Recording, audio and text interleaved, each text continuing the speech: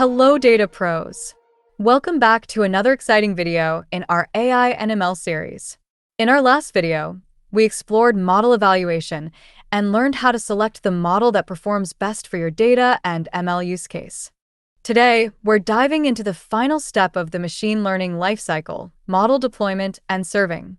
Notebook-based inference is great during development. You train a model, run some tests, maybe even generate batch predictions. But when it comes to low-latency, real-time production workloads, notebooks are not the right tool. They're not designed to handle high traffic, respond instantly, or scale on demand. And more importantly, external clients like web apps, mobile apps, or microservices cannot easily connect to a notebook for predictions. So, to make your model truly useful in production, you need to deploy it as a serving endpoint. It gives you a clean and secure REST API that external systems or apps can use to send requests and receive real-time predictions. Take a close look at the flow diagram we discussed in our previous videos. It shows a setup using notebook-based batch inference. But to handle low-latency real-time production workloads, you need to complete two key steps. First, you need to publish your column-based offline feature store to a row-based online store so that features can be quickly retrieved during inference. Next, you will need to create a serving endpoint. This lets applications running outside Databricks, like mobile apps, web apps, or other external systems and services, send requests and get predictions in real time. Now, let's jump into the Databricks UI to create an online feature table and a model serving endpoint. We'll be using Databricks built-in online tables for this demo. However, Databricks also supports several external databases and services as online stores. If you're interested, I've added links in the description that guides you through setting up external online stores. First, head over to Features. This page shows you all the feature tables available in your Databricks account. Select the feature table that you want to turn into an online table. Please take a look. It's currently stored in Delta format, in other words, a columnar format, which is not optimized for low-latency real-time access. Now go to Create and choose Online Table. We need to give it a name. I'll just add Online to the end of the source table name. Leave the primary key as it is. Next, let's talk about sync modes. This controls how data is updated from the offline source table to the online target table.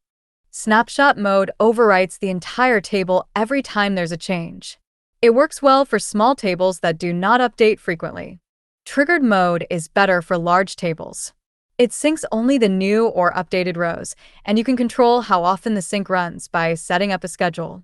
Just like triggered, continuous mode is also incremental, but it syncs in near real time as changes happen. For this demo, I'll choose snapshot. When you're ready, just click confirm. This might take a while, so I'll fast forward to the done state. Please take a look. This online table is backed by a row-based MySQL database engine. As we have successfully created the online table, let's move on to the next step, creating a model serving endpoint. Please select Serving. Here you'll see some models, especially large language models that come pre-built with Databricks. But since we want to serve our own custom model, please choose Create Serving Endpoint. Next, give a name for the endpoint. This is the base URL for the endpoint, and the name you enter here will be added to it. Under Served Entities, choose the model you want to serve. Select My Model, Unity Catalog option, and then choose the model name. If you recall from our previous video, we evaluated various models and selected the CatBoost algorithm-based version 6 as the best model. I'm selecting that same model here. Optionally, you can also add the second best model and distribute traffic between them based on a percentage. This is helpful if you want to perform A/B testing between different versions of your model. Now select the compute type and adjust the compute scale-out as needed. Serving endpoints come with a range of advanced features you can enable based on your needs, like route optimization, usage tracking, request logging, and rate limiting. Feel free to explore these options as your use case grows. When you're ready, just click Create. This could take some time, so I'll fast forward to the end result. This is your model serving endpoint, and it's now ready to use. With this permissions button here, you can control exactly who can view, query, or manage the endpoint.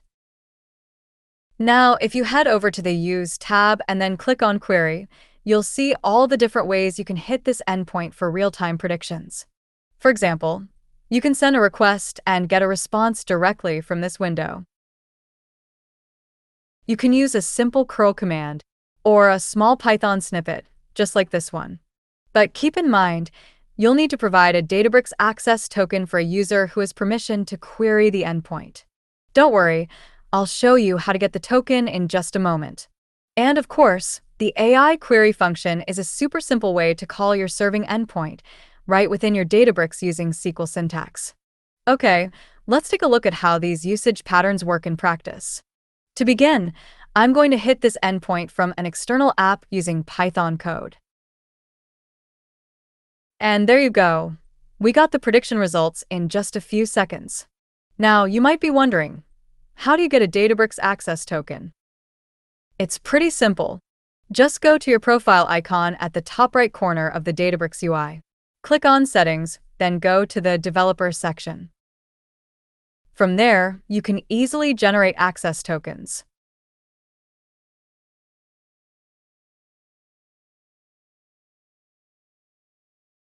You can use the same Python code inside a Databricks notebook as well.